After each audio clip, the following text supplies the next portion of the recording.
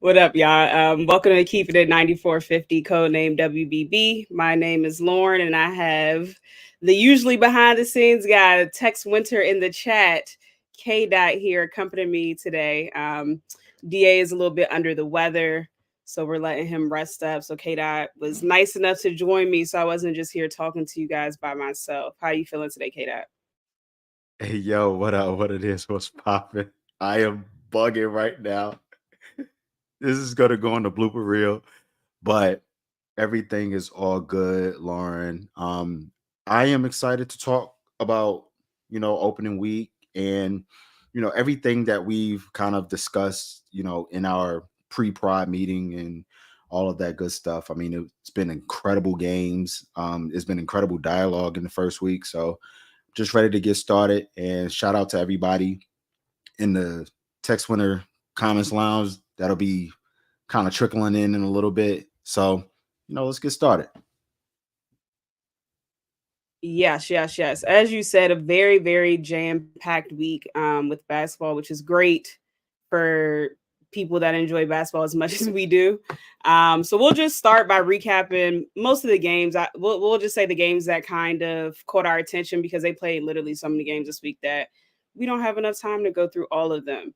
So I feel like we have to start with the first game, the Liberty versus the Mystics. um, and the reason why I want to kind of start with that one is because a lot of people didn't expect the Mystics to have a chance. A lot of people didn't expect the Mystics to be any good this year because of Elena Deladon sitting out. She was cored and decided to sit out the season. So a lot of people had the Mystics like at the bottom of the ranking. And one thing I will say is that they played the Liberty a lot more aggressive than I thought they would play. The Liberty still got away with the win. However, the game was really, really close all the way to the end. So, what did you think about this game, K Dot? Yeah, this was a very interesting game. And I want to bring a little bit more context because obviously you and I, we both understand the game itself, but the Washington Mystics has always been a thorn in someone's side. And in the past, couple series, even though there's been a lot of wins by the New York Liberty in this regard, they're still a thorn in the Liberty side, win or lose. So this game was very, very interesting to me, especially when you have someone like Shakira Austin, who has come back from the hip injury last year and has done an incredible job in rehabbing and getting back into form. This team has always just figured out a way to compete against the New York Liberty, and it was a very exciting game. Obviously, a very close one. The Mystics were actually, I believe, in a lot of game time. I think they were plus 30 minutes in actually having the lead in this game of the 40 minutes that was played. And obviously, of course, the New York Liberty fought, scratch, clawed their way in getting the lead. So that was a very, very great game. Stewie didn't have her best game, and it always seems like Stewie doesn't have her best games against the Mystics, even though Elena Deladon is going to be out for the year. But it just seems like when she plays the Mystics, it's more of a struggle finding her shot consistently as opposed to other teams. So it was a very, very again great game. I think that the bench for the Liberty helped a lot, but more importantly, John Quo Jones helped a lot in this particular matchup because JJ has always been someone who's thrived against the Mystics, even going back to the 2019 season in the finals, even though they lost that finals. She has some incredible numbers, but I think that from that overall standpoint, it was a very great game, and kudos to the Liberty for getting a win. Yes, a very ugly win, but hey, it counts in the win column. I think for me, the biggest difference was the fourth quarter scoring. The Liberty outscored the Mystics 26-13 in the fourth quarter. And with Elena Deladon being gone, like if you need a bucket, that's usually who you would go to. So from my point of view, the Mystics have been making all of these games closer than anyone expected. but they're still missing that person that can go out and get a bucket. And I think that's really going to hold them back this year. I agree, Justina. I like how Aaliyah Edwards was playing as well. She has stepped in and provided them with some good minutes. So I'm interested to see how her game grows. I'm interested to see how Shakira takes the next step forward in, claiming the team to be hers this year, because essentially it is. It's no one's team but her. So I like the activity in the first game, and she tweeted about it, just how excited she was to be back on the court, with her girls and playing basketball. And I'm sure it's hard when you are just sitting out rehabbing, and she's finally healthy enough to play. She sat out today as well, but I'm assuming it's just to be like precautious. But the Mystics are looking better than I thought they did, especially the first 2 or 3 games. So they'll have to find a way to close them out, but they look better than I anticipated, to be honest. So we'll move right on to the next game. Of course, we have to talk about Caitlin Clark's first game, Indiana versus Connecticut. Connecticut won 92-71. What did you see? Did you see a welcome to the W moment for Caitlin Clark in this game? And moving forward, what do you think that she has to do better to adjust? Yeah, so definitely, it definitely was a welcome to the W moment. Dejanay Carrington did her number defensively on Caitlin Clark, and as she was the primary defender on Caitlin Clark in her WNBA debut, which deemed 20 points, 10 turnovers. I think the welcome to the W moment was more so of Dejanay Carrington putting her defensive prowess on from a just from a making her overthink everything standpoint. Um, and I want to give some context from a scoring standpoint, because I did see all over social media a lot of people saying, well, she still had 20 points. 8 of those 20 points came in the fourth quarter when the game was pretty much over and done with. And she also had 6 free throws, which to credit Caitlin, she was extremely aggressive, at least attempting to get to the line. A lot of those calls were not going her way, obviously, because this is the WNBA. Let's just keep it a bean. And also, with those 6 free throws, obviously going 6 for 6 from the free throw line, and then the 8 points in the fourth quarter when the game was pretty much over and done with. I mean, a fool could tell you 8 plus 6 is 14. So, I mean, if you're looking at it from that perspective, 6 of those points could have been, hard earned points. And then the rest of it could be exactly what I said. So yes, she had a struggle from a turnover standpoint, and she still scored 20 points her first game, but it's going to be an adjustment. And we've said that it's going to be an adjustment, even from the legends of this game to the most obvious person on your timeline. We all said that it was going to be an adjustment. And we have to allow her to figure that adjustment out. I mean, it's just cut and dry. She's a rookie. She's going to have her struggles. It's okay. So I think from that perspective, Lo, it's very important to just talk about context behind Caitlin Clark. She is a phenomenal player. Let's not, you know, let's not do the standard hot take-ish stuff on people. Like, we know that she is a really good player, but this takes time, and she's eventually going to figure it out. And hopefully once she does figure it out, you'll see potentially the Caitlin Clark that you saw in college. I agree with honestly everything you said. I think that for me, it was I kind of expected this kind of game from her for her first game. I feel like her fans and just people that haven't watched the WNBA before are placing so much expectations on a 22-year-old to carry this entire league, and that's just not fair for her. She's playing a different speed. She's playing a different physicality level. It's new terminology that she has to learn in regards to the playbook. And what people are, not understanding is these women have only been playing together for 18 days. The difference between the NBA and the WNBA training camp is completely different. They have a week and a half for training camp, and they're just thrown right in there. So I say all that to say that games in the beginning are essentially used as practice days, because these women, some of them are still not the Fever, but some of them are still taking commercial flights. So therefore, those days in between where you would usually practice or at least have a walkthrough, they're traveling on buses and flights to get to their destination. So I think people need to put that into consideration first. Secondly, I think people have to realize that outside of Caitlin Clark, this is a very young team. Like, these are new pieces that need to be put together. And anyone that watched the Fever last year knew that just because they had Caitlin Clark didn't mean that they were an automatic playoff team, didn't mean that they were going to be good. Yes, we understand what Caitlin Clark brings to the table and the things that she can do, but that just goes to show how good this league is, that this player that they're calling generational player will not be able to take this team to the playoffs. Like, that's how good the league is. And Renee Montgomery said it on the broadcast the other day. 90% of the players in this league has some type of All-American honor. Like, that goes to show you that this league is not to be played with. These women can actually hoop. My biggest takeaway was more off the court from Caitlin Clark.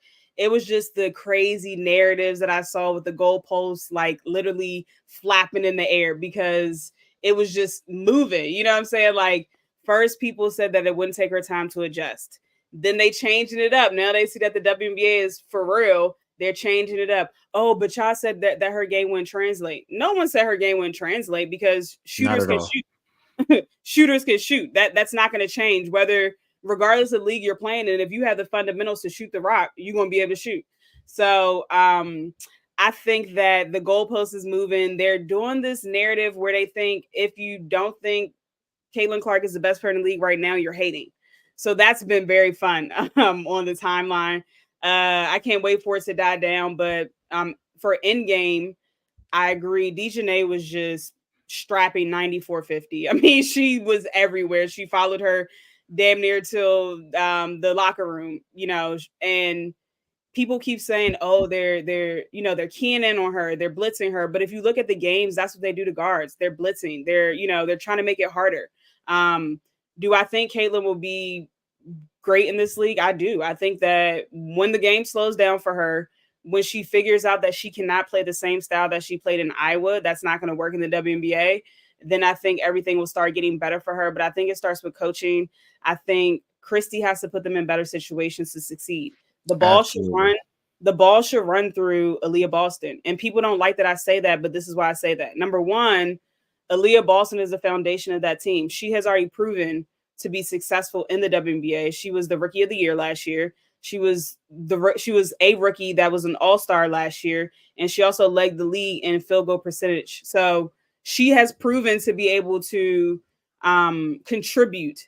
Caitlin Clark has not met that yet. Okay, so I think they have to run more pick and roll. Not enough pick and roll for my liking. When you run pick and roll, it opens the floor up so much better. It'll get Caitlin easier shots.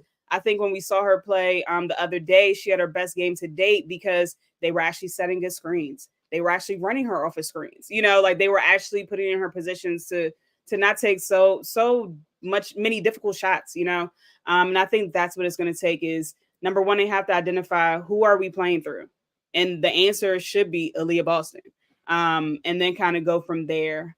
I think I would not want to be Chrissy Size right now because she's in a very difficult place. Yeah. Regardless, like if she does bad and it's not really on her, she's still going to take the brunt of the heat, because these casual fans are now coming after her because Caitlin's team is not good. And anyone who watched the Fever last year, like I said earlier, knew that they were not going to be good. You know what I'm saying? Only the people that didn't watch are confused on why they're not playing that well right now. But they have the talent. That's the thing. For sure. For sure. And one thing that I also want to explain to new fans and casuals, we're in the business of education and entertainment, and we all have to understand from this standpoint, stop comparing the WNBA to any other basketball league that you see. The reason why I say this is because there is right now no script. There is no WWE. So stop saying, oh, well, they should have made the schedule easier for this young lady to go off, win or lose.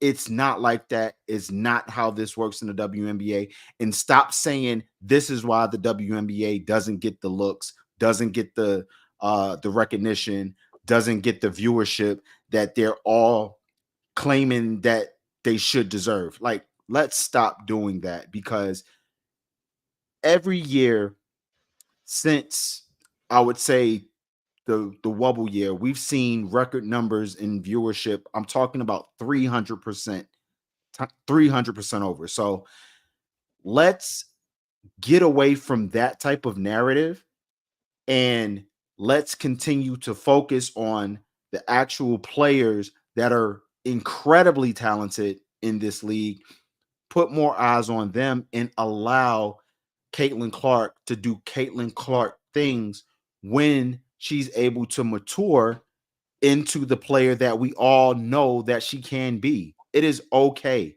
Like, this isn't a Wembyamba situation. Again, she only had a week and a half of training camp. She is 5 weeks and 7-8 days from a national championship that she played. So let's stop doing that. It's not a full 2.5 months of off-season training camp type summer league stuff. Like, it's just not the same. So with that being said, I want to give a shout out to Caitlin Clark, because she's doing as much as she can. Yes. And just like you said, I really want to see Christy Size make adjustments in putting the focal point on Aaliyah Boston, putting her in more pick and roll, Nalissa Smith, putting her in the pick and pop. I like to see more Spain pick and roll action with Katie Lou Samuelson, using her as the screener, putting Caitlin in more Iverson cuts so that she can play a little bit off the ball. Once Kelsey Mitchell gets up and running with her ankle, I know she's still kind of trying to get into the rhythm. Put her in baseline to baseline situations, more floppy actions. There's so many different type of actions that Caitlin Clark can actually make plays out of, whether she has the ball in her hand or whether she is off the ball. It's a matter of Christy Size figuring out how to infuse Caitlin Clark in a system that complements Aaliyah Boston, as opposed to infusing Aaliyah Boston into a system that can complement Caitlin Clark. And this isn't hate at all. This is me literally looking at film and literally coming up with solutions and figuring out a better way to get everybody involved, whether it's Caitlin, Nalissa, or Aaliyah Boston, even Katie Lou and Kelsey, or even Erica Wheeler, more actions and better ball movement offensively. And they also have to do a much better job defensively as well, because they haven't looked the best defensively. And I think that's the biggest area where they need to improve. The offense will get there. They have two of the top, three highest score in the NCAA on their team in history. So the scoring is there. The scoring will get there. They have to play defense. They have to go get a stop. Their transition defense is god awful. It's a lack of effort. Like, that's what it is. They look sluggish. They look slow. I think that the pace that they're playing with is not a good pace for them. But they really have to lock in down on that defensive end, because it's truly a mess. And it's interesting you brought up the narratives, how people are saying, oh, they should have started her with an easier schedule. It's 12 teams in the league. Like, I see Deshaun said the Fever are the easy teams. So it's no easy teams in this league. That's a fact. That's a fact. It's no easy teams in this league. But before we move on, I just want to comment on the Jeff Teague just idiotic statements that he made in regards to basically saying Caitlin Clark is the WNBA's meal ticket, and they should take it easy on her so that the ratings can go up and their pay can increase. And I think that's just nasty commentary, man, especially coming from someone that competed at the highest level in the NBA. Like, these women are competitors. You would never ask a man to take it easy on anyone. Like, that shit is disgusting. Like, it's just nasty. Like, what are they supposed to do? Like, let her score? Like, I mean, are we being serious? Like, these are professional athletes. Like, What do y'all want her to do? And quiet as it's kept, the WNBA, yes, she's bringing a lot of visibility to it, a lot of new fans, but they're not WNBA fans. They're Caitlin Clark solely fans. They don't give a shit about how good the other players do. They only want her to do well at the expense of the other people. So it's like, yeah, she's bringing visibility, but let's be clear. If we look at the trends, the numbers have been increasing within the last 5 years. So it's not that she's bringing she's bringing new eyes, but it's not that the WNBA hasn't already fostered visibility. Like let's be clear about that, because a lot of people are getting that misconstrued as well. Justina said if Caitlin gets off the ball and Chrissy especially cooks up emotion offense, it will be fire. Exactly. Yes. And that's what I've been saying. Yes. Yes. That's what I've been saying. I feel like when she is primarily on ball, she's thinking too much. I think she's not decisive. Like she is too slow with her moves, and that's why she's averaging 7 turnovers right now a game. Yes, it's early. Yes, the turnovers will come down as they get close, more chemistry in regards to playing with one another. But you can just tell she's out there thinking too much. Right. She's going to have to break a lot of bad habits that she learned in college. And probably has had for a majority of her life, so she's going to have to break a lot of those habits. So I just want people to be fair in critiquing her game and not thinking that everyone's hating when we give her criticism, because in this next 45 minutes to an hour, you're going to be hearing us give constructive criticism to a lot of players not named Caitlin Clark as well. So we will move right along. Another game that I thought was interesting was the Aces versus Phoenix. And one of the reasons I thought this game in particular was interesting because Phoenix shocked me.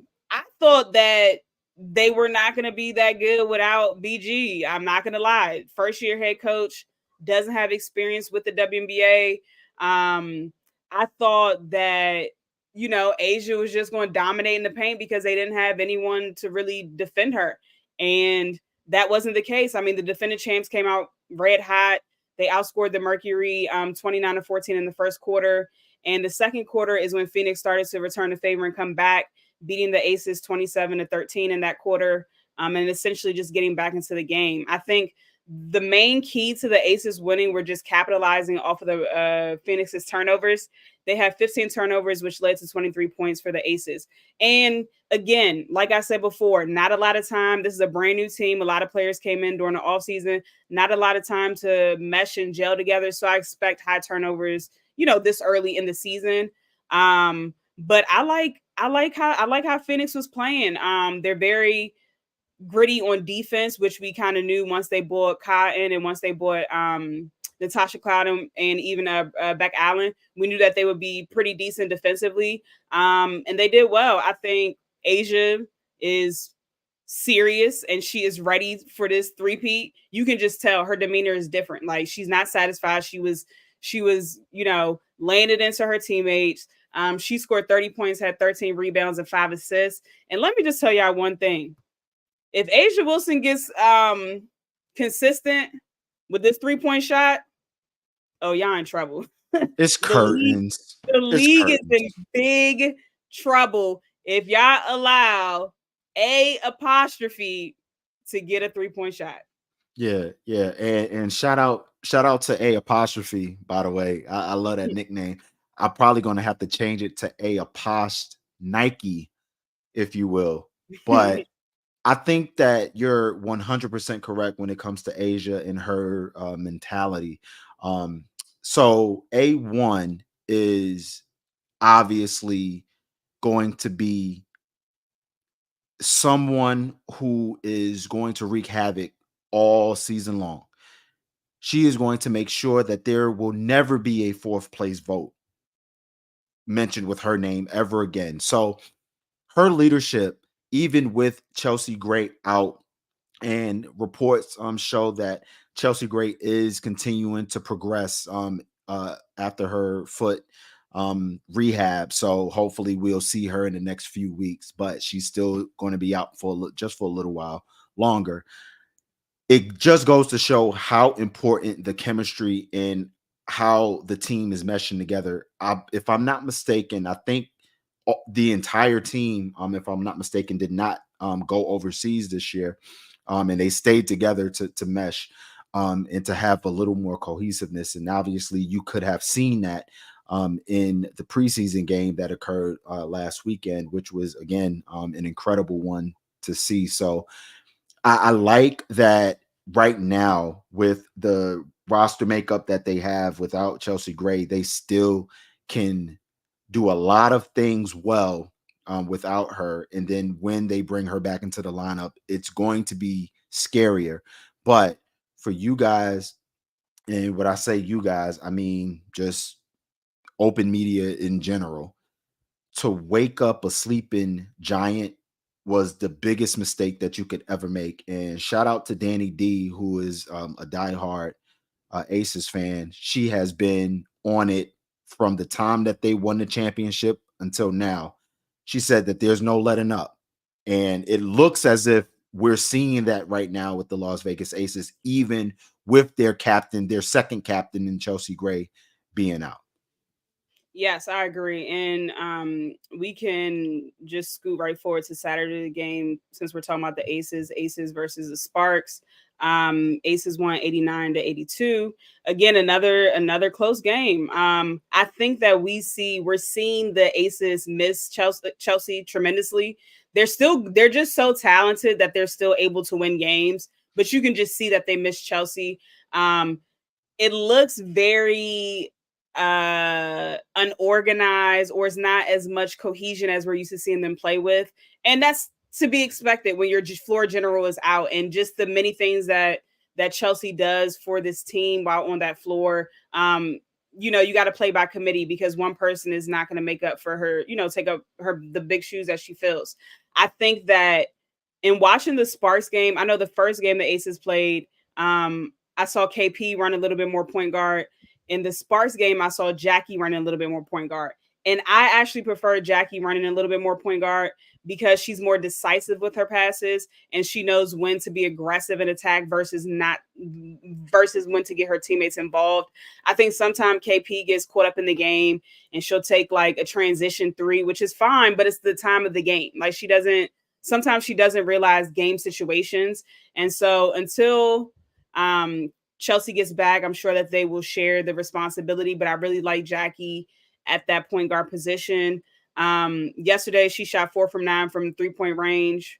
Yesterday. Ending with 22 points, 11 assists, and 6 boards. So she's doing a little bit of everything. Another rough shooting night for KP. She was 4 for 14 from the field, but eventually those will fall. And also not a great shooting night from Asia, 9 for 20 from the field, but good players are always going to find a way to get their team the W. She ended up with 22 points and 10 boards. I have to point out this player, and she's one of the players that I'm highlighting for someone that stood out this week, and it's De'Erica Hamby, man. She has been absolutely hooping, like hooping since preseason. You can tell that she put a lot of work into her game this offseason. You can tell that she worked to get in shape after having her son. She scored 29 points, had 9 boards, and was very efficient. Shot 12 from 16 from the field, shooting 40. The only thing that needed to improve was her free throw shooting. She was 5 for 12 from the field. She would have had over 30 points if she just hit some free throws. But she's been like really, really going in. Like the first few games, I know it's a very short sample size, but she's been playing hard, and she wasn't scared to take it to Asia, the reigning defensive player of the year. She was defending her as well. So I like De'Erica Hamby. I don't like the Sparks, because I don't want anything good to happen to them until Derek Fisher pays for his sins. But outside of that, I do like the team. I think they're scrappy. I like Cameron Brink not backing down to Asia. She had 5 blocks during this game. We just got to get my good sister to stay in the game and not be getting in foul trouble. But that's going to take time, because 4 years in college, she was getting in foul trouble all 4 years. So it's going to take time for her to realize how to play straight up and play without fouling. But I really, really like Cameron Brink on this team. I think she brings another dimension to it, and I think she's pro ready. And yes, I see a lot of people in the chat talking about Kate Martin. Kate Martin, listen, Becky shocked me, because she plays a short bench. So the fact that she threw Kate in there and Kate did well, I like it. I think it's the 26 minutes. Yeah.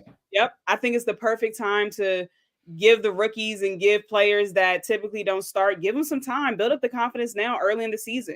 you're giving her this 26 minutes. What might happen if something happens like in the finals again where injuries occur? Like now she has this under her belt. Like I already played 26 minutes. I know I can do this. So I like it, building confidence early. And KB need to be a little bit scared because Kate coming in before her and taking 26 points. I Yeah, mean, that was 26 a minutes. that was a DNP coach's decision as well. Yeah. So Yeah. absolutely. And one thing that I also want to mention about Kate Martin is, yeah, like the effectiveness of her, not necessarily from a scoring standpoint, but just being out on the floor.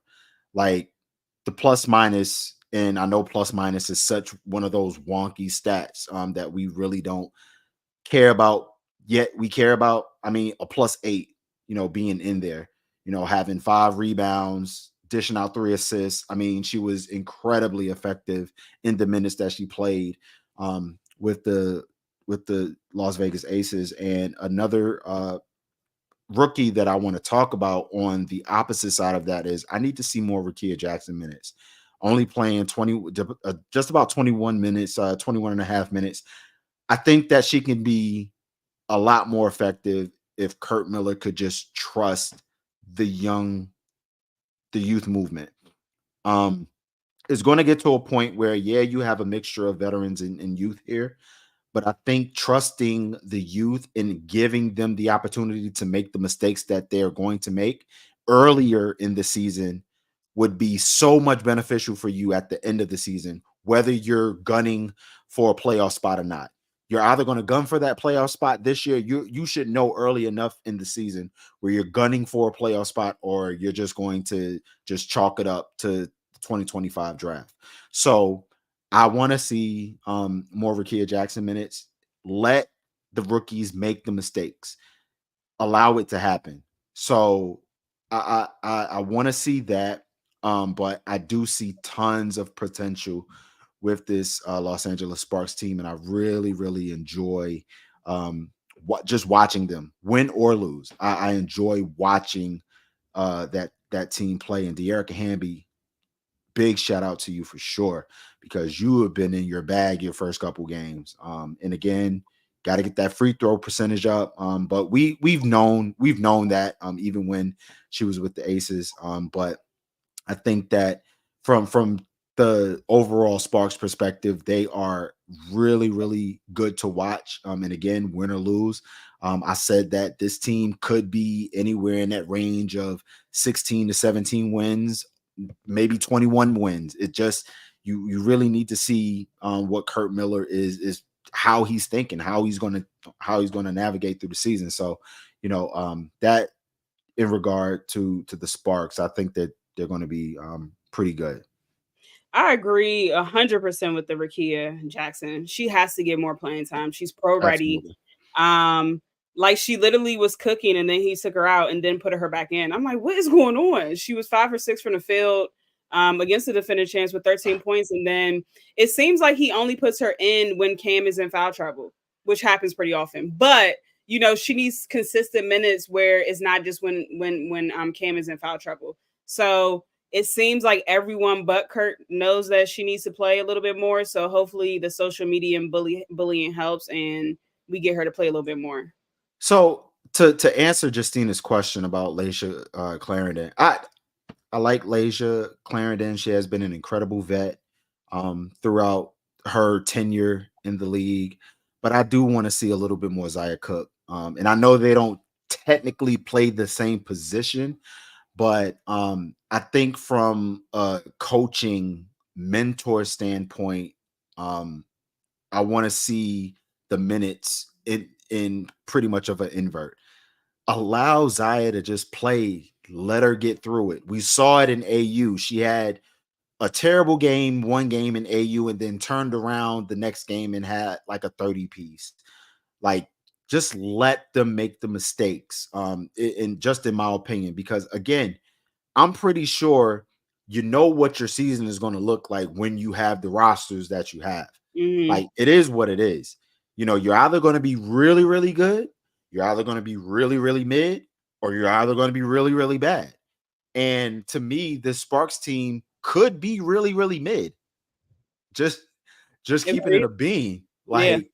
Like, but if you don't trust, the youth movement that you have, and kind of incorporate those vets and put those vets into a position to teach the youth movement, then you could end up being really, really bad this season. Yeah. And if your expectations were to be really, really mid, then that just goes away. I mean, I So agree. I think Clarity needs to be on the bench, to be honest. She shouldn't be starting. I think I agree with you. Why not give Zaya a chance? You're trying to build a foundation from this team. No one thinks that they're a championship team right now. So right. you got Cam, you got Rakia, you got Zaya. You're trying to build around them. You got Hamby in there as well. So give them a chance to play. Like, I mean, you're not going to the championship this year, so give her in-game experience. They barely let her play last year. So it's like you have to see how she's going to adjust to the W. And the only way you can see that is actually putting her out there for meaningful minutes, not just garbage time minutes. So you got to let her play through the mistakes, let her build up her confidence. Like, I mean, I think that's just what it is. I think it's going to be really interesting to see his lineups this year. But I agree with you. Like, y'all know y'all not going to the championship this year, so why not let the young talent play, get their feet wet? It just makes sense to me. All right, Absolutely. moving right along. We got two more games. We got Dallas versus the Sky. I thought this was a really good game. I thought actually Both of them. I was gonna say I thought actually the last three games yesterday were really, really good games. The Chicago Sky, they got their first win, beating Dallas 83-74. Crazy because the Sky walked Dallas down. Dallas was up, 14 points at one point in time, and Yep. Enrique had a big night, scored 35 points. Efficiency is a little shaky, but at this Mhm. rate, who else is shooting if she don't shoot? Like, Right. she shot 9 for 28 from the field. I know a lot of people have a lot to say about her efficiency, but honestly, they had injuries. Nobody else is shooting. So listen, She has the ultimate green light. period, and she It, should. it, it, yeah. Yeah. And she should. I need to see more Kalani Brown. Yes, Okay, please. Yes, LT. please. If Big T does not want to play, sit her on the bench and start Kalani. Like, she just works harder. She seems like she cares more.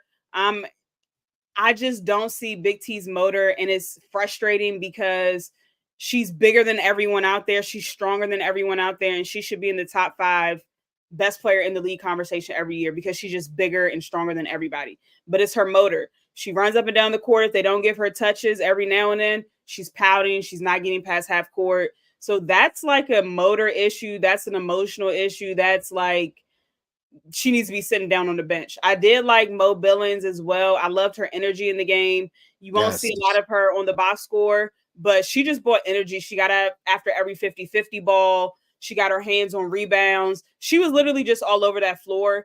I know it's hard to make up for the shoes and try to fill the shoes of Natasha Howard now that she is injured. But what I will say from an energy standpoint, Mo Billings, she played her ass off last night.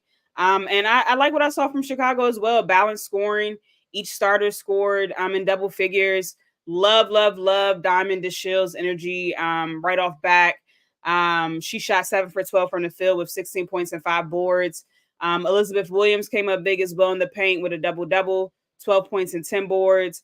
And I know Dana Evans is struggling from the field, but the shot is going to eventually fall. I like what she's doing with the offense, running the offense. I like her, playmaking abilities. I think she still needs to, of course, stay aggressive. Don't force it, but stay aggressive as well to make them defend you.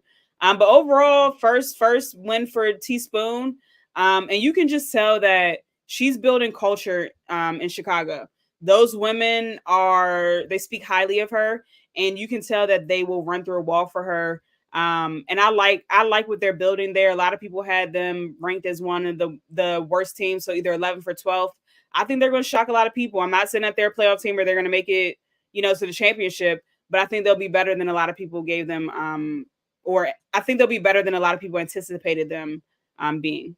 Yeah, I 100% agree, and we're gonna agree 100% most of the time because we're just fuck it. We're cool like that. We nice.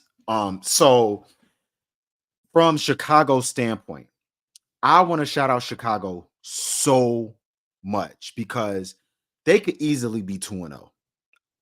Easily be 2-0. The adjustment that I really, really liked from Coach Teaspoon was giving Dana Evans the opportunity to actually run the offense as opposed to having Marina Mabry on the ball a lot in the first game. Giving the shooting ability of Marina Mabry, getting her off the ball more was much better, and it allowed a lot of seamless movement Mm-hmm. in confusing Dallas on the defensive end, because we all know Coach Latricia Trammell loves defense, and it kind of confused Dallas a little bit when the focal point wasn't Marina Mabry on the ball because they couldn't blitz as much. It's Mm-hmm. very, very difficult to blitz Dana Evans because she's so low to the earth, and Mm-hmm. she can kind of maneuver off of blitzes and split screens much better than Marina Mabry can.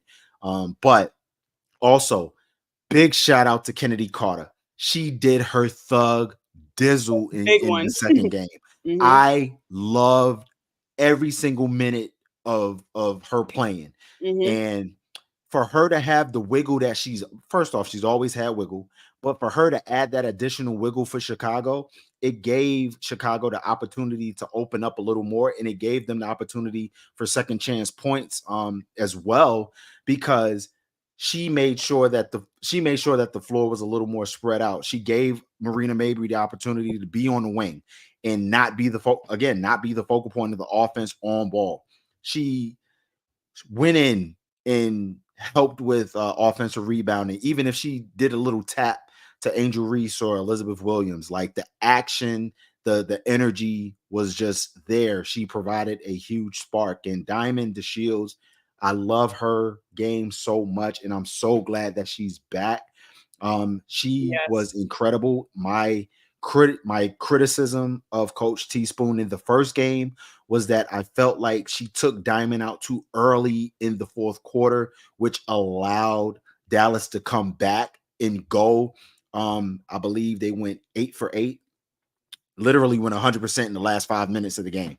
They didn't miss a shot in the last 5 minutes of the fourth quarter in the first game. So I think that from that standpoint, that adjustment was really, really good, and she allowed Diamond to actually close the game out from that regard as well. But this Chicago team is so exciting to watch, and I can't wait for more of it. I know that they got a great grasp of how their offense can look with a great a defensive team that finished top 5 in defensive efficiency last year, and probably will finish in the same area this year as well, barring more injuries, of course. But Dallas, again, Enrique, she's always going to do her thing. Shoot. She's going to have to shoot, being that there's not a lot of offense that can be generated. I love JC Sheldon, what she did in her minutes. I love Stephanie Suarez and what she did in her minutes. And you're absolutely right about Tierra McGowan. Tierra, you're either going to be dominant or you're either going to be dormant. Point blank, period. No, I agree. I'm actually very, very shocked by Angel Reese. I'm not gonna lie to you. I think that she's more effective earlier than I thought she would be. She's working on the glass. That she hasn't missed a step in regards to, rebounding and stuff like that. She's playing the exact same way she played in college. Mm-hmm. Going up, seeking the free throw, seeking the contact so she can go to the free throw line. Still, of course, going to have to develop, a more offensive bag. But like I was explaining earlier to people, she's not going to have that this year. Like, it's just Right. not enough Right. time to develop that. Like, she has to really put work in on that. So you'll see that possibly within her first to second year jump. But right now, it's just not enough time to develop that. So I know she's putting in extra work after practices and stuff. I've been seeing footage of that. But I just really, really love her activity.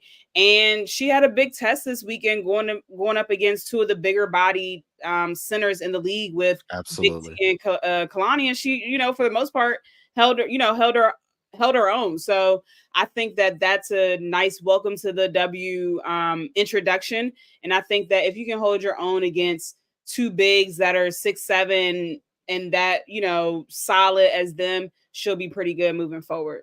Yeah, and shout out to Justina again. She's saying that, and if I'm not mistaken, when she says Tim, I believe she's talking about Tim Martin, the great Tim Martin. Shout out to him as well. He's such an incredible teacher of the game. He's just not a trainer; he's also a teacher of the game. So definitely shout out to him for working her out. He's worked out tons of great NBA players and other WNBA players as well. So I think that what you're saying regarding Angel Reese, her activity is incredible. Just love what she's doing. And she's literally an extension of Teaspoon out on the floor. You see her Mhm. communicating, you see her energy fired up. Like Elizabeth Williams is very, very cool, laid back, but Mhm. I'm seeing some fire in Elizabeth Williams. And that, again, that just feeds off the energy of what Angel Reese does. And she has Yeah. been incredible. And I have been the first to say, just from an aesthetic standpoint, it just looks weird with Angel Reese and the way that she plays, but I've never doubted the talent level that she has. Yes, I always said, man, I wish she could have a better bag, but if her bag right now is providing the energy, the offensive rebounding, the communication, and the passing that she's doing right now, then so be it. Once she get the other offensive bag, then I can talk more great things about her. So Right. Yeah, because once she's able to knock that 13, 16 foot, you know, shot down, she's gonna be good because you can't the activity and energy that she brings to each game, that's not taught. Like that's just effort. So she's gonna put the work in and be good for a while. So the last game that we're gonna discuss is the Phoenix versus Dream game that happened last night. Another close nail biter game, led by career high from Kalia Copper, 38.6 rebounds. Her and Sophie Cunningham, between them two, they combined for the last 16 points scored by Phoenix. And in the fourth quarter, the Phoenix began to lose the lead a little bit. Atlanta was coming back, but they were ultimately able to get the win. From my standpoint, Atlanta has to learn how to defend without fouling. Like right, that's the right. main thing. Like they have to learn to keep the player in front of them and just defend, move your feet, hands straight up. They have to defend without fouling. I think that was one of the main reasons that they lost yesterday, because Tina Charles was on the bench a lot of times. I think she only played like maybe 20 minutes. And we saw what she did the first game. She had like 21 and 14 or something crazy like that. Right. So, you know, you have to keep her on the floor. She has to defend better. Same thing for Cheyenne Parker Tyus. Like she has to defend better as well. She did finish the game well. Cheyenne had 11 points in the fourth quarter alone, and Alicia Gray had 10. Love the play from Alicia Gray, 22 points with 6 boards. Efficient night, shooting 8 for 12 from the field. And of course, if we talk about the Dream, we gotta discuss Ryan Howard. Just a Of bucket course. as always. 7 for 15 from the field with 21 points and 9 boards, and being tasked to guard Kalia. You know what I'm saying? So not only was she trying to get buckets, but she also had to defend one of the best players on the other side of the ball. I think it's going to come down to them learning how to execute in close games. They are Oh, probably going to be in a lot of close games. oh, Um, hold on. whatever. Trigger warning. When you said Atlanta has to learn to defend without fouling, I'm giving you a trigger warning right now. Did Tanisha write it on the on the board Did and she? put it? You remember when Darvin Ham did it? Oh yeah, I'm facts. I'm wondering if she did the same thing. She I'm might have. sorry. If that might have given you PTSD, Man, but listen. 2 people gave me PTSD over the weekend. Christy Sachs, her team was on like I think New York went on like a 14-0 run, and she just sitting there like this, hands crossed. That's Darvin if I ain't never that's seen him before Darvin in hand my in life. my pocket. I don't know And, what to do. and look, yep. And then Tanisha Wright letting them run the same play for Kai in the fourth quarter 5 times back to back, just allowing them to run it. Like, are we gonna make adjustments? Like, what are we Yo, paying you for? What are oh we my paying you god. for, Tanisha? But y'all know how I feel about. I don't want to get on Tanisha Wright as always, but I think that this team will not go far until they get rid of her. respectfully. And I think that you can see that they really miss Jordan Canada out there. I don't love Haley starting at the point guard. I think that Jordan has to start when she gets back, and they're gonna have Absolutely. to find something else out for Haley, because that it's not like she's bad at it, but she's more like a point forward type of, I don't know. I don't know. Yeah. I'm a Go ahead. I really like Coach Wright. I really do. But at the same time, we're talking about year 3, right?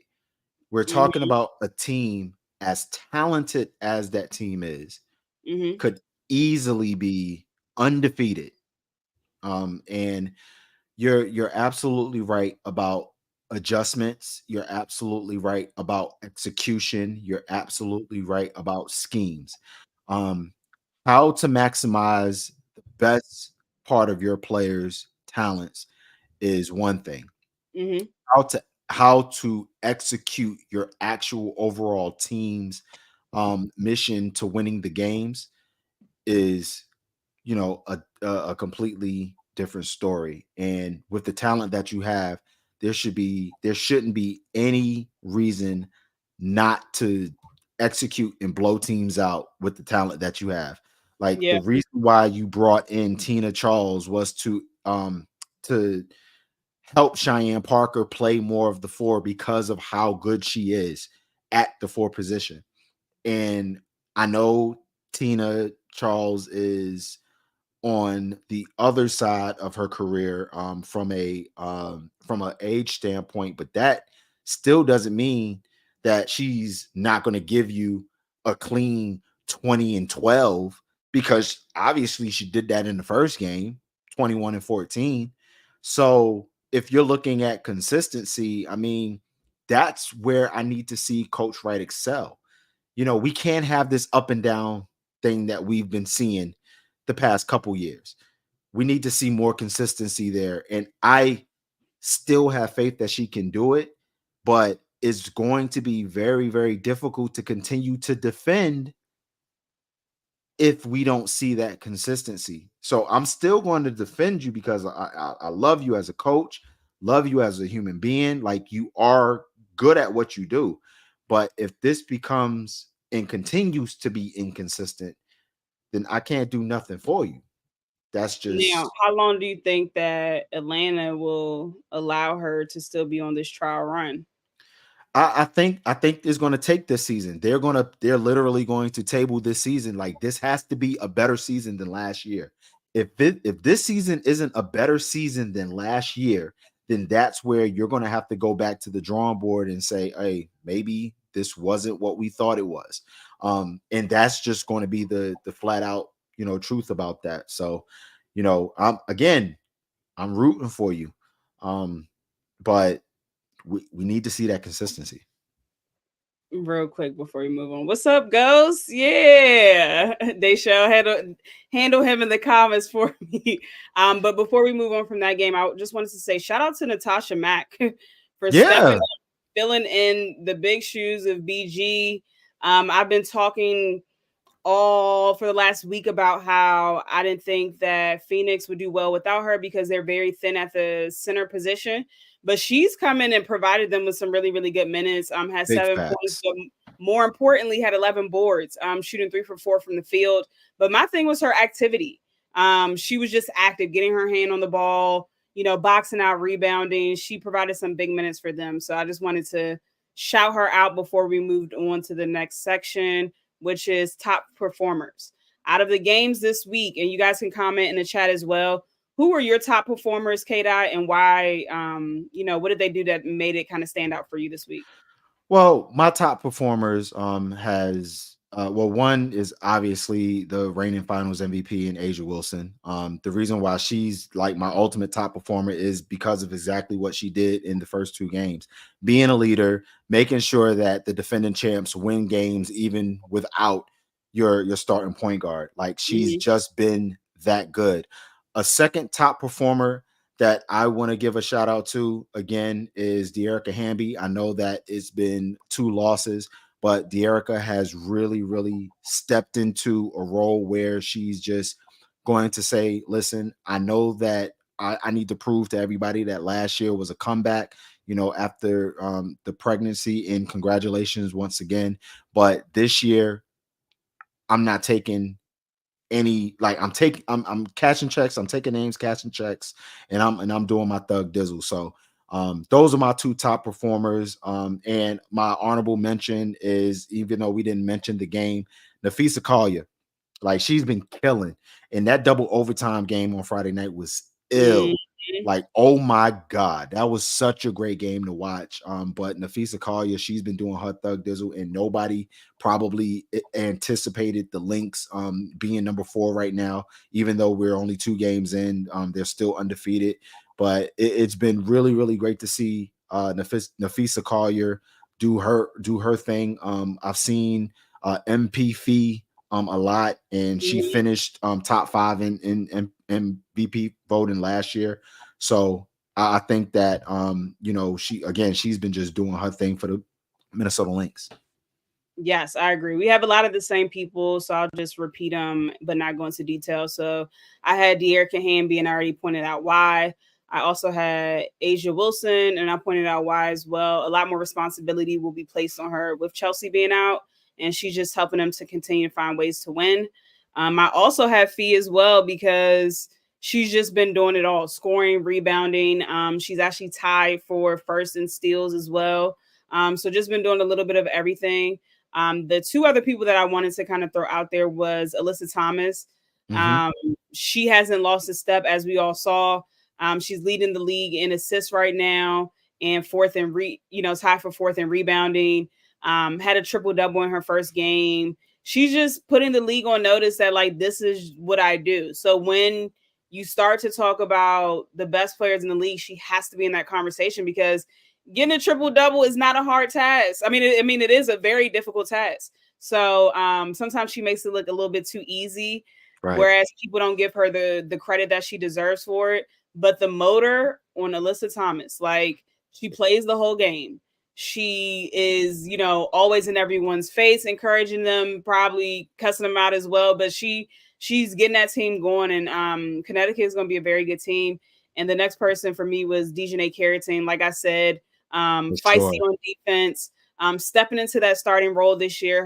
Her numbers have doubled in minutes so far, and she's improved in literally every statistical category. Of course, it's a very small sample size, but right now she's averaging 18.5 points. And just to put things into perspective, she was averaging 6 points last year. So she's definitely stepped up well. She's been their best on-ball defender at this moment. So I just wanted to show her a little bit of love too. And Um, finishing much better as well. I love that she's yes, finishing much better. Oh yes, man, she's great. yes, She's great. she definitely is. She definitely is. So we'll talk about. We'll just quickly touch on the rookies first week, and then we'll go into the Vegas investigation and call it a night. Okay. Absolutely. Um, Biggest takeaways this week from the rookies. Who stood out the most to you? We kind of already touched on each of them low key, but if anybody stood out, we'll change it and say this. What rookie has been the most shocking for you so far, and what rookie has not? I'm not saying disappointed in, but kind of needs to step it up a little bit more. So the biggest shock for me from a rookie standpoint is JC Sheldon, because she's done an incredible job in her first 2 games versus the Chicago Sky. Like, I see what Latricia Trammell sees in JC Sheldon. And I know that that's part of the reason why Veronica Burton was waived, because you could see that JC Sheldon can bring the defense as well as a much needed shooter if they needed an extra shooter out there. Like, you can literally see it, and you've seen it in the first 2 games. And again, that sucks that Veronica Burton was the one that had to be released, but that's why they drafted JC Sheldon, and that's one of my biggest surprise rookies. I don't know if I have a disappointing rookie, to be honest with you. If anything, my disappointment would be in not seeing the minutes that I would like to see Rakia Jackson have. That's probably the disappointing part, because I know that she can be instant plus if she's on the floor, if you give her the opportunity to do what she does best, and that's score the basketball. Just put her in a great position to do it. Like if, for example, if you can put her in a lineup with, let's say, you know, Zaya, Cam, De'Erica, Mhm. um, and I don't know, plug in two more, maybe Like Lasia, Lexi, yeah, or even if you put Zaya at point guard and let Lexi running run the too. two, and Rakia at the three, Cam at the four, and whoever you want at the five. You know, and just let her cook on the elbow. Have Lexi in the corner waiting. Like Rakia Jackson can make plays as well. Yeah, She's done it at Mississippi State and at Tennessee. Like we've seen yeah, it.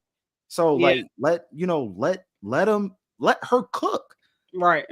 Basically. I mean, Seriously. she's used to being the best player on her team, so she knows how to go get a bucket. She can defend. Like I agree with you pretty much like we talked about earlier. Kurt just has to take the kid gloves off and let her play. Yeah. Like only playing her 20 minutes is not enough. Like I'm sorry. So I would say that's my biggest disappointment too. My biggest disappointment is also the narratives around Caitlin Clark not giving her time to develop or any grace. Um, so that's a disappointment with people and people that consider themselves her fans do better. But like I said earlier, the most shocking to me was Angel Reese, or I'm most pleasantly surprised by how easily, I won't say easily, but how Angel has seemed to transition to the W. I thought it, like I said, especially from a scoring standpoint, I thought it would be a little bit harder for her, but she's averaging 11.5 points right now, 8.5 rebounds. And like I said before, love her activity. Of course, her game can improve, but that's just going to take time. I'm just looking forward to seeing her just continue to get better and continue to flourish under Teaspoon. All right, T. So for those that don't know, the Las Vegas Convention and Visitors Authority announced a deal Friday in which it will provide $100,000 annual sponsorships to each Aces player for this season, and then 2025. The WNBA did not like that too much, so now they have started an investigation, which is not new for the Aces because they were investigated last year as well, which kind of resulted in them losing their 2025 first round pick.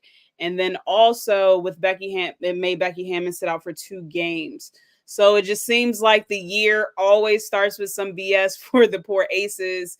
Their head coach, Becky Hammon, said that the Tourism Bureau reached out to all of the individual players and agents and wanted to have a sponsorship deal with all of them, but the Aces organization was not involved in it at all. So basically, long story short, the league is looking to see if the Aces organization was involved in any kind of way, because that would go against the CBA, the whole salary cap, and just being, what do they call it? Competitive advantages or something like that. So what is your whole take on first of all, what do you think about the Aces, or what do you think about Las Vegas believing in the Aces so much and appreciating everything that they've done for that city? To the fact where they're giving them a sponsorship of $100,000, which is, of course, life changing money, especially for rookies such as Kate Martin, who's only making $67,000 this year. So she's literally making more from the sponsorship than she's making from her like base salary. That's number one. So what do you think about that? And then what do you think about the league now having an investigation to look further into it? Well, the first thing that I want to say is congratulations to the players, because I mean this is a huge sponsorship deal, which I am incredibly happy for them for. The thing that is bothering me is I don't even know, like, the whole probe of the investigation, and it was first reported by Howard Megdal of the Next. It's that's bothering me, and it's the context in which it was said when it was reported, and it talked about uh bonus money. It was like the wording of it was completely horrid. Like it was not the best way of, in my opinion, reporting. But that was And intentional, I believe. it was very, very intentional. And to me, that's part of, like, and maybe this is the maybe this isn't what I'm supposed to say, publicly, but it felt real instigated. Like instigated. Like Mm-hmm. nobody was going to say anything until that report pretty much came out, because it was already announced. Like there was a whole social media gag to it. Right. It was literally a whole social media thing to it, and nobody, thought anything of it until that report or that news breaking came out. Right. And it was incredibly intentional, I believe. And I think that this just does nothing but confirm Ace's three-peat, and the first three-peat since the Houston Comets in the first 3 years of the WNBA. So I thought it was nasty reporting, and they should be ashamed of themselves reporting it as such, because again, we're talking about a league that is continuing to grow from not only a national standpoint, but from a monetary standpoint as well. And again, when you have certain leaders in positions for this league, you're only shooting yourself in the foot and getting in your own way, and you're preventing yourself from having the maximum growth that this league can definitely have. Everybody that supports the league says the same thing. The league themselves does not know its core audience, and it fails to help appreciate its core audience by Mm-hmm. putting themselves in positions and punishing their most prized franchises. Right. We can go back to the New York Liberty charter flight situation. We almost didn't have a New York Liberty franchise after that situation. Right. They were going to be banned for life. That's getting in your own way. You're trying to have all of these probes against the Las Vegas Aces. You're getting in your own way once again. Like, who cares about sponsorship deals? Like, it's a sponsorship deal. It doesn't affect the salary cap. It doesn't affect anything that it has to do with league business. It's a sponsorship deal. Just like Caitlin can have a Gatorade Mm-hmm. endorsement deal, sponsorship deal. Just like Asia Wilson can have a Ruffles endorsement sponsorship deal. Like, are you going to probe that? Right. Because like that's not going against the salary cap. So what if it's all 12 players? All 12 players don't have Ruffles money. All Right. 12 players don't have Gatorade money. All 12 players don't have shoe deal money. They got qualifying offer shoe. Like, it's not even a deal. Right. It's just qualifying offer. It's like, oh, hey, yeah, we Nike is the official partner of the WNBA. You can wear any Nike you want. That's it. They don't Right. they don't see any money behind it. Right. So like, Yeah. who cares? It's like, let the ladies have their money. So Yeah. what? Let them have their money. I think that she sees that the Aces are setting a standard. And you know, people are going to want to go play there. That's just the fact of the matter. They had that new facility. Mark Davis will spend any amount of money on these women. And the city of Las Vegas is behind them. Y'all got to realize that Vegas, years ago, they didn't have too many sports teams, and especially teams that were actually winning. So the city is like 10 toes behind the Aces. And I just think that it's interesting because I think somewhere in the CBA, it was saying that they have to be a sponsorship has like they have to give something serviceable for their sponsorship, but it's like, so basically it has to be worth $100,000. But if you actually read what they say, the sponsor said that the Aces will be doing appearances, they'll be wearing stuff with, whatever information on it. So that's their way of kind of giving back to the community, for lack of better words. Right. And so if they don't think that's worth $100,000, how will you know if it literally just started? Like, they didn't even have time to put in the work to do anything serviceable yet, because you're already trying to block it right now. Right. Um, So I think it pushed pressure on the other owners to step their money up, step their game up. Not owners, but just communities of basketball, like the franchise, the community around the franchises, I guess. Like it's telling the community to support their own, essentially. So Kathy says she wants the game to grow, but does she really? The people that say they want the game to grow, do they really? Because this is innovative. Like this is the first of its kind. So, you know, I loved how Alicia Clark called her out and basically said, like, we need to be investigating on the charter flights, on how you're deciding who gets a charter flight versus who doesn't get a charter flight. So that's what needs to be investigated. That's really what needs to be investigated. Absolutely. And just for context, Maddie, no one has been punished. We're not saying that people were punished. We're just saying it's pretty much witch hunt like to even try to probe something like this. We don't think that it's necessary for it to be the way that it is. Just like how it was unnecessary for the league to almost ban the freaking New York Liberty for suggesting and having a solution for chartered flights. Sorry for trying to help. Like, what the hell? Yeah, sorry for trying to help. Well, I'm sorry. Okay. Let's see. Comment says, have y'all noticed that we haven't heard publicly which teams are utilizing the charter flight since opening night? I know it's supposed to be league-wide available on May 21st. Exactly. And that's what I'm talking about. How does Kathy decide, or the powers that be, how do they decide which teams are allowed to take the charter flights before everyone is allowed to? Because the Fever seem like they've been on that quite often. Yeah. The Fever definitely has had the advantages of chartered flights. I ain't going to sit here and lie to you there. Right, exactly. That manifest has been incredibly small. Facts. Like, because it's like, what is the betting? Like, how do you know? Like, who is it? It's not proximity because she's having. It's clearly not proximity.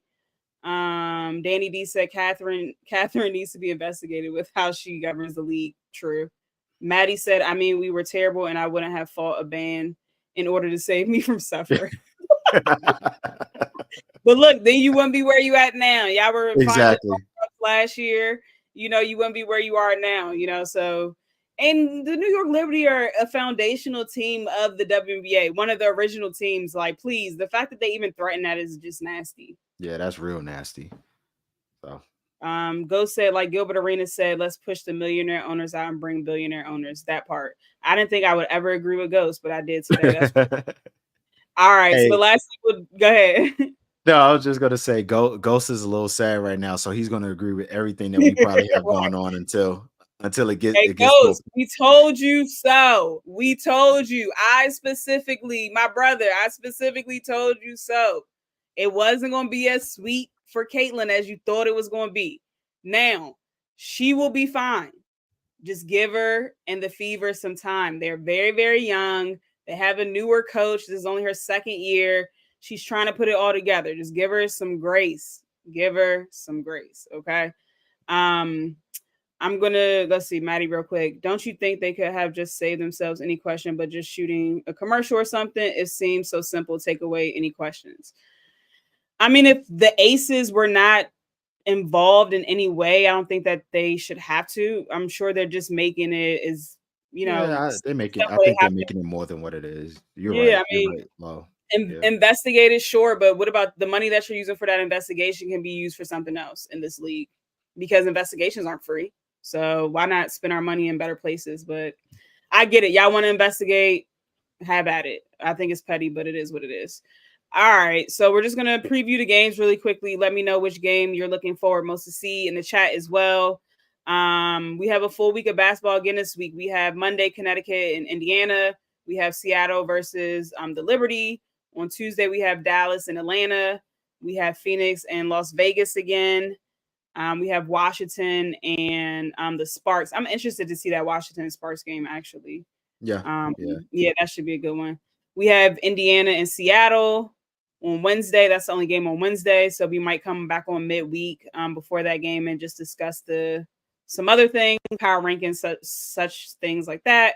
On Thursday, we have Minnesota and Connecticut. Now, this is the game I'm looking forward to seeing the most in the upcoming week, just because both teams are within that top 1 to 4 range, I would say. And they're both looking to get to the championship. Like I said, Minnesota has been playing a lot better than people thought that they would play. Love Alana Smith playing with them. She was a great pickup for them. So I'm Hmm. interested to see that game. We also have Chicago and New York. We have Washington and Phoenix, and on Friday we have Indiana and and the Sparks again. Which games are you looking forward to the most, if any? I'm most looking forward to Seattle and New York, Okay. because Skylar Diggins Smith be cooking New York. I ain't even gonna sit here and lie to you. My bad, Maddie, but like she be cooking New York, and for her to be back, I think that that's going to be just something that I look forward to. And not necessarily looking forward to her cooking New York. I don't want her to Right. cook New York, but she be cooking New York, like for real. But it's a different team, obviously, that she has seen in recent years. But Hmm. it's always an exciting game, because last year a lot of those games were exciting to me. Some of them were extremely close, like in the first half, and then New York would just pull away. Hmm. But it's just very, very entertaining because Sammy Wickham is coming back, right? She was a Hmm. New York Liberty for 2 years, and then you have Brianna Stewart obviously playing, her former team in Brooklyn, if I'm Yep. not mistaken. I think they are in Brooklyn, so like it's really, really going to be fun to see, and it's always good seeing Jewel Lloyd and Barclays just light it up. I just love it, and we'll see if NECA plays. I know she was out with the ankle, so Hmm. she's definitely going to be a either questionable, or doubtful. We don't know yet, but I really, really love. I just love that matchup every year that it comes. Like Yeah. I just love a Storm Liberty matchup. It's so much fun to watch. Yeah, and I just want to just shout out to Skylar Diggins Smith, just coming Facts. back, and you know her. I'm sure she wants to shoot the ball a little bit better, but that'll come. A lot of people don't understand, like, when people are training in the off season, and they're doing cardio, whether it's like, on the treadmill or running and stuff like that, it doesn't equate to the actual gameplay. So she's working her way back up into gameplay. And a lot of her shots right now are short, and that'll come with time. That'll come with time. But the thing that's been most impressive to me is her on ball defense. Like, I was a little bit nervous of how her lateral movement would look after sitting out a year and having her second child, but she's still strapping. Like, Yeah, she's still yeah. strapping. She can get to the lane when she wants to at ease. Um, we'll see if Nika Mule is playing. I know they've been having issues with her visa, which is crazy that it's taken this long to even do that. But anyway, the only thing that I don't like about this game in particular is that they're playing tomorrow, and the Storm played today. So they have to Right. travel to New York tonight, and I'm pretty sure they was taking a bus. They ain't taking a plane. 5 hours Probably, there. probably taking an Amtrak. Or Yeah. look, as cheap as Kathy is, the mega bus. Oh man, we was talking about the Chinese bus the other day. Like Uh-huh. that Chinese bus, man. Yeah, man. Look, you might see it for the mega bus for real. So yeah, that's the only thing. Like, I think they'll be a little bit tired tomorrow. They've had a pretty brutal schedule with traveling, especially coming from Seattle. So far, playing in the back to back already is kind of crazy, but it is what it is. So yeah, a lot of games to look forward to. Um, one last thing I want to say about that game is Jewel Lloyd. I think she has a big game tomorrow. Mhm. Barclay, she hasn't been shooting particularly well to start the season. I think she went like 3 for 18 the other day, and shoot or shoot. Jewel will Yeah. be just fine. The ball is going to eventually drop. So I expect a big game from her tomorrow. Um, Cameron says Storm Storm taking the megabus is crazy. It's extremely crazy. Absolutely. But yes. Any other things from the chats before we get out of here? Any other comments? Anything that you guys saw that you want to talk about that happened during this week? Of course, viewership numbers are up. Um, everything's been pretty good for the most part, honestly. Yeah. Before we head out, I just want to Mhm. thank everybody for chopping it up with us. Everybody from a social media standpoint, please, if you are on social media, make sure that you follow us and tell a friend to tell a friend to tell a friend, because we've worked extremely hard to provide quality, unbiased, the most objective content that you could ever imagine. Whether you love your favorite team or whether you hate your most hated team, we're going to provide the most quality content as possible to put into perspective. Yes. Um, a lot of stigma has gone um, with how things are being operated, but we continue to move forward and strive to provide the utmost professionalism for everybody. I know that there could be some politics in this game we call media, but this is the new normal, and a lot of people just have to get used to it. We do literally just want to talk hoops, and we want to make sure that as equity continues to be the conversation, we want to make sure that the women of the WNBA are provided that said equity. So continue to rock with us, and again, tell a friend to tell a friend, and we promise you we will always provide the quality content that we strive to bring to you on a weekly basis. Absolutely. I'm going to give a few shout outs. Check out Welsh Mode. You can follow them on Facebook, Welsh Mode. For the people that can't see it, it's WELSHMODE. They are a coffee company and can send coffee wherever you are throughout the world. So tap in with them on Facebook, Welsh Mode. Also on Instagram and LinkedIn, Welsh Mode Coffee, one word. And can you put the thing back up for our socials, please, DA? Thank you. Yeah, absolutely. Yeah. Make sure you follow us on social media at the 9450 on Twitter, at the 9450 underscore on Instagram, at the 9450 underscore on TikTok, and always follow us on YouTube at the 9450. Listen, we love you guys so much. It's everything under the sun, latest news and updates we're going to provide to you. It doesn't matter if it's business, it doesn't matter if it's the game. We're going to provide utmost quality content. Shout out to you, Maddie. Obviously, always you're always been very, very supportive, so continue to do that. And everybody that's in the chat that chop it up with us weekly, we appreciate y'all. Deshelle, Felicia, Dave, Moni, Cam, like we really appreciate you. We Ghost, even we appreciate you too, appreciate you. Ghost. Yeah, we appreciate you, you know what I'm saying? So again, it's all about the movement, it's all about community. So the more you guys shout us out, the more we shout you out. You know, um, that's all. That's really all I can ask for. That's really all we can ask for.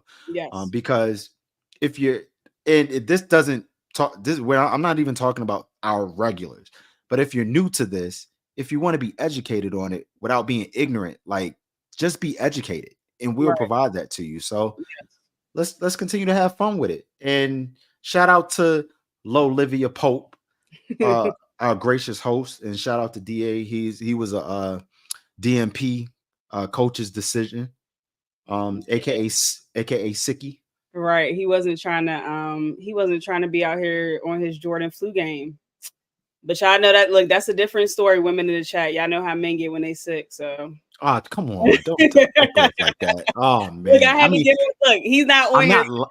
Give him one You're not wrong. You're shot. not wrong, but you didn't have to say it. Right. Look, I had to give him one shot before. Wait a minute, wait a minute, wait a minute, wait a minute, wait a minute, wait a minute. You He know what Not I'm couldn't saying? help sounding like the himself. kid from He just couldn't help himself. he Of couldn't. course. He couldn't. It's He just 'cause- sounds like the kid from Here we go. what's the show, Doug, that used to breathe heavy? Oh my my God, God. that's crazy. You should have just said I sound like Kendrick Perkins in the mornings. Whoop, whoop. You know, Kendrick, they be doing the highlights. They be doing the highlights. All you hear is Kendrick Perkins. Oh my God. You better Stop chill DM. out before you get a call. Right again. But yeah, we just closed it up. Did you have anything that you wanted to say, DA? Yeah. I just want to say thank you everybody for tapping in and stuff. I know I just been behind the boards all the time, posting up your comments on the thing or whatever. But yeah, I'm kind of definitely under the weather. But yo, for real though, like what Kdot said, what Lolo said, please, man, just support the network and everything what we got doing and stuff, man. You know, we here every week for y'all. We're actually adding another show, another midweek show for y'all. We also got a couple of other shows that we're working on, team-centric stuff. The team-centric stuff will not be live shows. That'll just be audio only. But like everything is Codename, like Codename Fever, Codename Sparks, Codename Aces, which is actually a show that's dropping tonight. So just, listen, man, we here for y'all and everything. So just continue to support us and stuff. And my voice is going again, so let me get out of here before I end up sounding like Lauren. Yeah, because Frederick Douglass in the building. First of all, I have braids, so I'm not Frederick Douglass right now. But yeah, so thanks everybody for tapping in. Remember, like, subscribe, retweet, all of that stuff is free. We not asking for bread. We just asking for a little bit of support, and we appreciate y'all for always supporting us. I'm gonna end with DA's favorite saying, love is love. Peace.